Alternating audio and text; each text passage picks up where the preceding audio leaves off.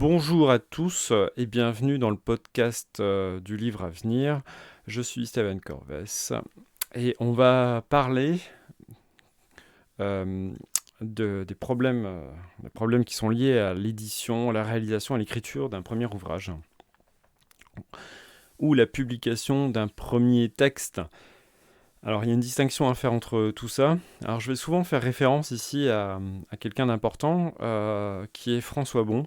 Alors il n'est pas spécialement énormément connu, en tout cas pas dans les hautes sphères de l'édition, ce qui est bien normal puisqu'il est en train de creuser un sillon qui est peu encore exploité, mais qui mérite, qui gagnerait à être beaucoup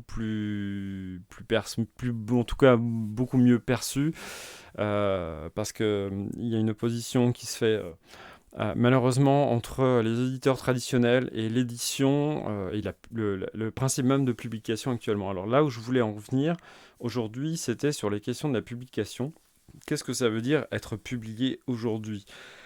Euh, je me pose moi à titre personnel la question parce que ça a été, ça fait une dizaine d'années que, que j'essaye vraiment sincèrement de construire un projet d'écriture et que je n'y arrive pas pour des tas de raisons et une d'entre elles, je pense, en tout cas, enfin, je m'en suis rendu compte, j'ai mis beaucoup de temps à me rendre compte de ça. Une de ces raisons, c'est que j'ai une vision hyper archaïque, enfin, j'avais une vision hyper archaïque de l'édition. Et pour moi, quand on écrit on écrivait, enfin, pour moi, à ce moment-là, on écrivait pour éditer un livre, pour sortir un livre, parce que c'était la même seule manière de montrer un texte. Il y avait une alternative mais qui était très peu apprécié et qui est toujours, enfin en tout cas des éditeurs, et qui est toujours très peu apprécié des éditeurs, et je vais vous parler de ces alternatives. La première, c'est le blog.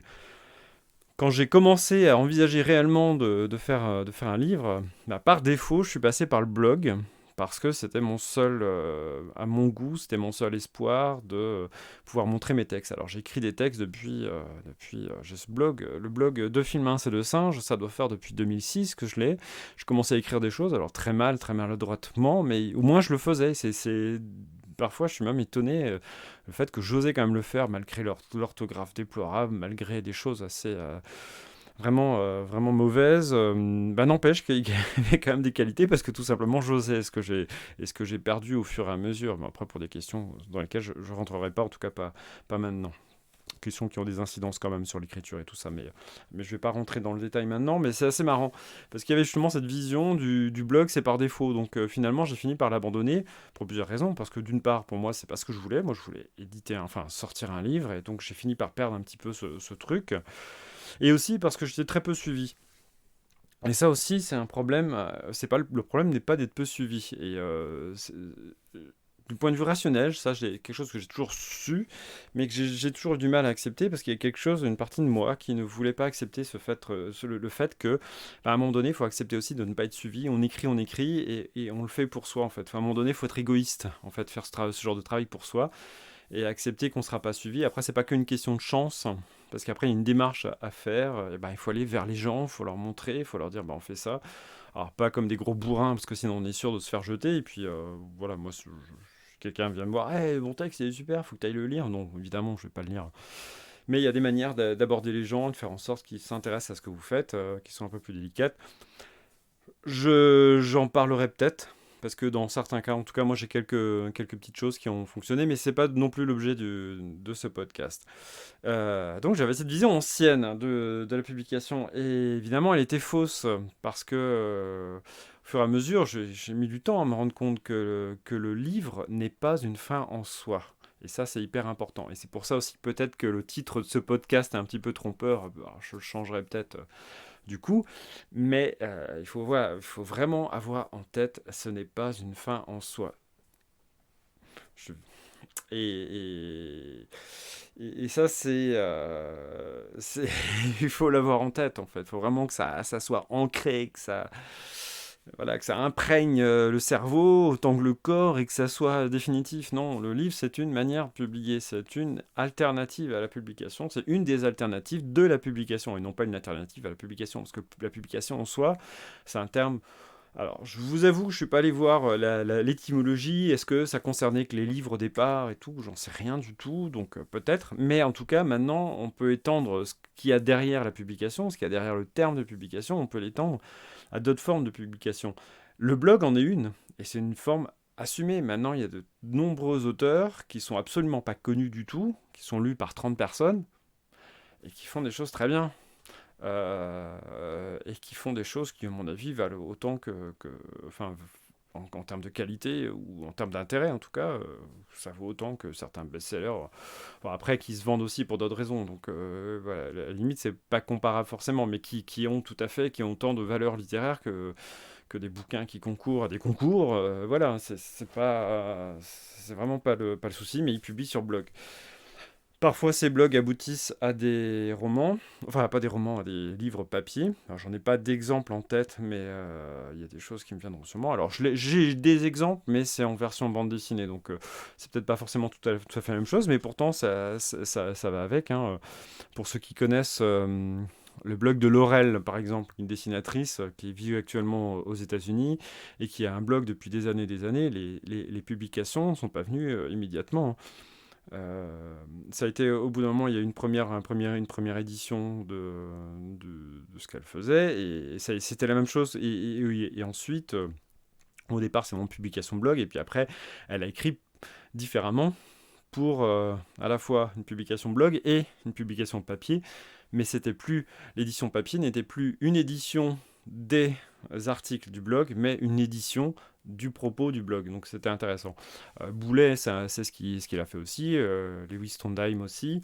En fait, maintenant que j'y pense, les exemples sont assez nombreux. En littérature, j'ai strictement aucun exemple parce que je n'ai pas la culture forcément de ça. En tout cas, de ce genre d'édition. Mais après, peut-être qu'on pense, en littérature, on pense peut-être tellement plus édition directement. Il n'y a peut-être pas la même démarche et les mêmes contraintes non plus qui font que c'est peut-être tellement plus compliqué de se faire éditer quand on est auteur de BD il y a peut-être il y a peut-être eu de l'avance à ce niveau-là. Donc c'est possible qu'ils aient anticipé certaines solutions et ça m'étonnerait pas du tout en fait. Et peut-être aussi que la bande dessinée, parce qu'il y a l'image, est peut-être beaucoup plus facile, entre guillemets, hein, vraiment toute proportion gardée. Et puis, à mon avis, dans un contexte très précis, il ne faut pas me faire dire que la BD est plus facile, ça serait faux. Enfin, elle est peut-être plus facile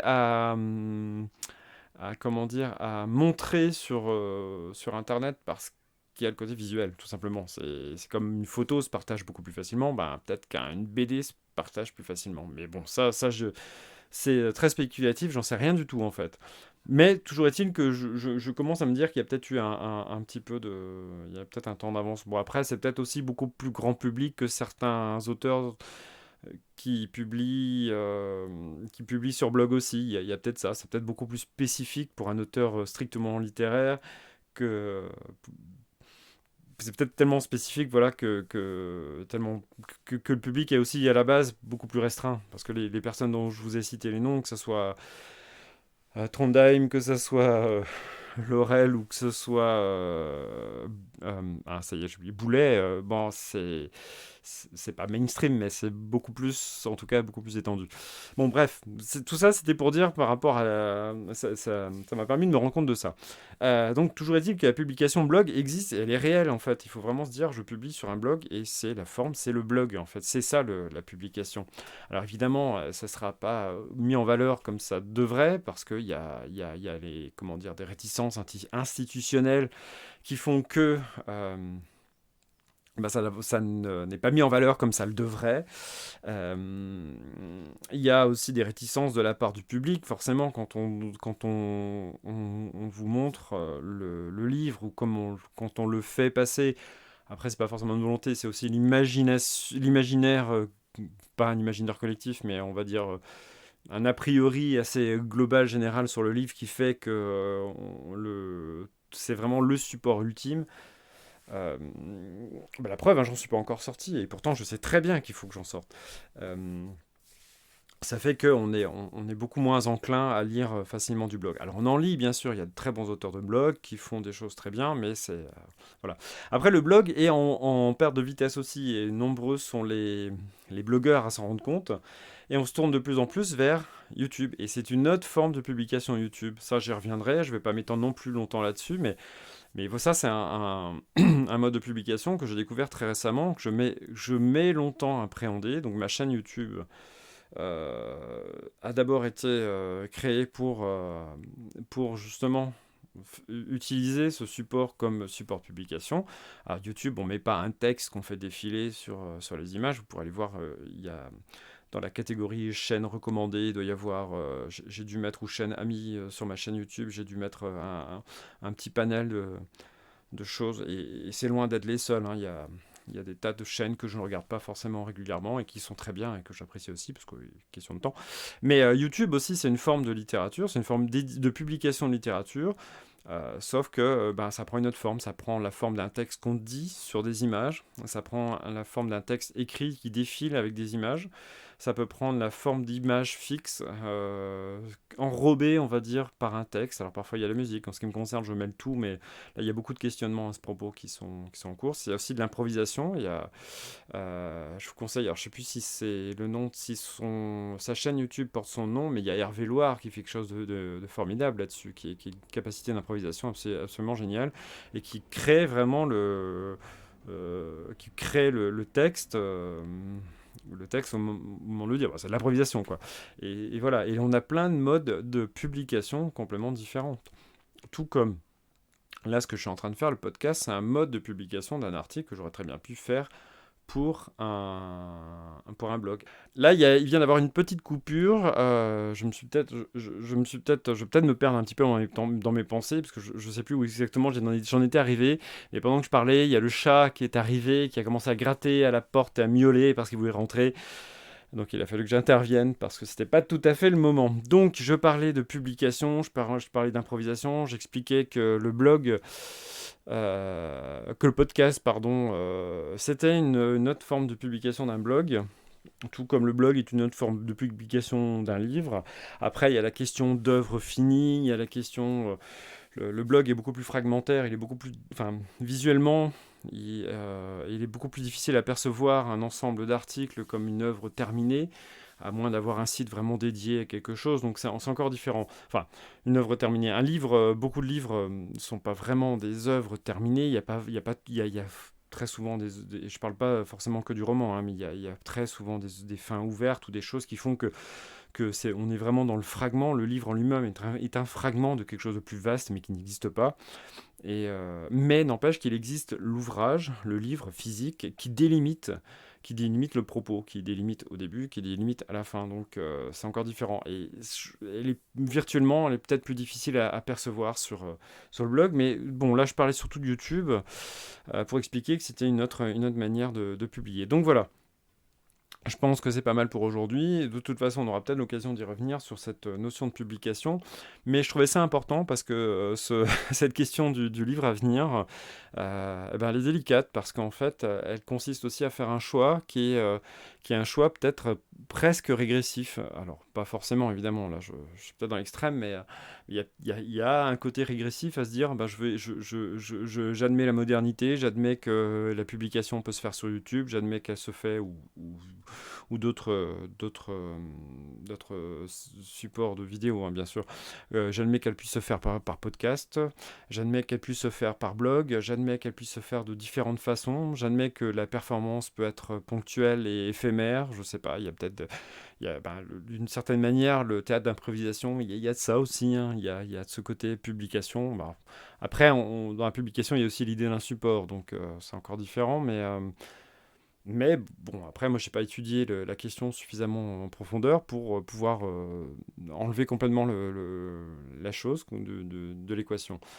Et donc, c'est assez marrant parce que cette idée du livre à venir, du livre que j'ai commencé là, à remettre en place, bon, je vous reparlerai plus en détail là-dessus en essayant de trouver une accroche qui vous permette vous aussi de réagir un petit peu et puis de faire part un peu, de raisonner avec votre propre expérience.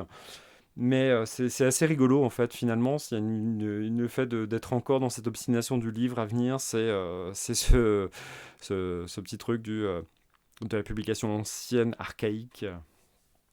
Pas si archaïque non plus, parce que rien que le support lui-même, si on prend l'e-pub, est une autre forme de publication avec une autre forme d'habitude de lecture. Ça peut être le même ouvrage, mais le simple fait qu'il soit disponible sur une liseuse plutôt que sur un livre papier change la manière de lire, forcément, d'une manière ou d'une autre. Peut-être pas fondamentalement, mais ça change quand même le métier. Alors j'en parle même pas comme pour quelqu'un qui lit sur un ordinateur, mais ça se fait plus rare maintenant, parce que la liseuse ou la tablette prend quand même un peu le pas, enfin surtout le téléphone prend le pas sur le, sur l'ordinateur. Voilà, je m'arrête avec ça aujourd'hui.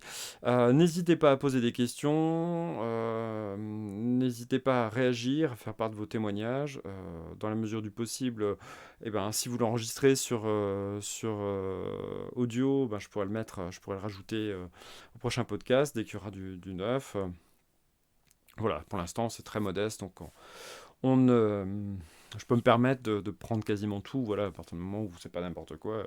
Juste pour terminer, le podcast est toujours disponible sur YouTube et alors il est déjà présent sur SoundCloud, le dernier, mais celui-ci, théoriquement, si tout se passe bien, vous devriez l'avoir écouté pour certains d'entre vous sur la chaîne, enfin je sais pas si ça s'appelle une chaîne, enfin le compte qui s'appelle Le Livre à Venir. Normalement, si tout va bien, voilà, parce que ça va me permettre en fait d'avoir un compte séparé, ça va me permettre de pouvoir le diffuser beaucoup plus facilement sur Spotify, Deezer et iTunes. Je ne sais toujours pas comment le faire. Je ne sais pas si c'est faisable alors qu'on n'a pas de machine Apple. Donc, parce que je n'ai rien de chez Apple. Voilà. Mais enfin, peu importe. De toute façon, ça n'aura pas forcément une grande diffusion. Donc, le premier, je le mettrai aussi sur ce compte et tout ça. Enfin, on verra tout ça. Mais enfin, tout est en description. Donc, le lien SoundCloud et le lien YouTube. Voilà. Je vous dis à très bientôt. Et puis, j'espère que ces petites réflexions vous auront donné de quoi moudre, et puis je vous dis à une prochaine.